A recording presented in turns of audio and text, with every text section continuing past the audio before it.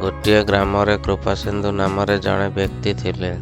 ତାଙ୍କର ଦୁଇ ପୁଅ ଆଉ ଗୋଟିଏ ଝିଅ ଥିଲେ। ଗୋଟିଏ ପୁଅର ନାଁ ସଦାଶିବ, ଅନ୍ୟ ପୁଅର ନାଁ ଋଷିକେଶ ଓ ଝିଅର ନାଁ ମୋହିନୀ ଆଉ ସ୍ତ୍ରୀର ନାଁ ରସବତୀ। ଦିନେ କୃପାସିନ୍ଧୁ ଫ୍ୟାମିଲି ନେଇ ଯାତ୍ରା ଦେଖିବାକୁ ବୁଲିଗଲେ।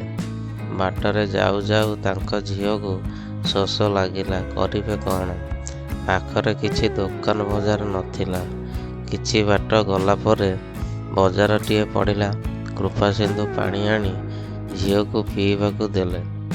କିଛି ସମୟ ପରେ ଯାତ୍ରାରେ ପହଞ୍ଚିଗଲେ। ଯାତ୍ରାରେ ବୁଲାବୁଲି କରିଲେ। ବୁଲାବୁଲି କରିସାରି କିଣାକିଣି କରିବାକୁ ଗଲେ। ତାଙ୍କ ଝିଅ କହିଲା, ମୁଁ କଣ୍ଢେଇ ନେବି। କୃପାସିନ୍ଧୁ କହିଲେ, କଣ୍ଢେଇ ନେଲେ ଭାଙ୍ଗିଯିବ, କଣ୍ଢେଇ ନେବା ନାହିଁ। କୃପାସିନ୍ଧୁଙ୍କ ଝିଅ କାନ୍ଦିବାକୁ ଲାଗିଲା। କୃପାସିନ୍ଧୁ କରିବେ କ'ଣ? କଣ୍ଢେଇ ବହୁତ କଷ୍ଟରେ ଆଣିଲେ। ଦୁଇ ପୁଅକୁ ଭୋକ ଲାଗିଲା, ଖାଇବାକୁ ଗଲେ। ଗୋଟିଏ ପୁଅ କହିଲା, ମୁଁ ଠୁଙ୍କା ପୁରି ଖାଇବି। ଠୁଙ୍କା ପୁରି ଅଧିକ ଟଙ୍କା ହୋଇଥିବାରୁ କୃପାସିନ୍ଧୁ ମନା କଲେ। କହିଲେ, ଦହିବରା ଖାଇକି ଘରକୁ ଯିବା। ବହୁତ କଷ୍ଟରେ ପିଲାମାନେ ରାଜି ହେଲେ। ଦହିବରା ଖାଇକି ଯାତ୍ରାରୁ ବାହାରିଲେ ଘରକୁ। ଘରକୁ ଆସୁଥିବା ବାଟରେ ଜଣେ ଭିକାରୀ ଦେଖାହେଲା।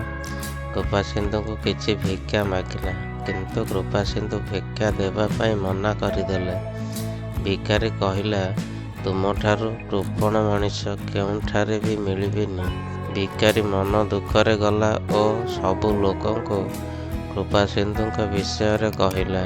ସେହି ଦିନଠାରୁ ଲୋକମାନେ କୃପାସିନ୍ଧୁଙ୍କୁ କୃପଣ ବୋଲି କୁହନ୍ତି।